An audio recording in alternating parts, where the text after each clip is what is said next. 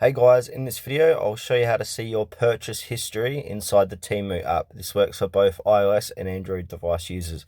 Please make sure to watch this video to the very end so you don't miss out on important information and to not make any mistakes. In saying that, let's begin. Alright guys, on your mobile device, head on over to Temu. And now once you're inside the Temu app here, you want to click down where it says You. And now on this page here, look for your orders and then click into your orders. And then you've got these tabs at the top under your orders. So it's got orders, processing, shipped, delivered. If you scroll left to right, what you want to do is click on delivered. And now here's going to be the list of all the items you have purchased and has been delivered to your address. So you can go through here one by one. And if you want to reorder any of these orders, you just simply click onto it and make a reorder of that item.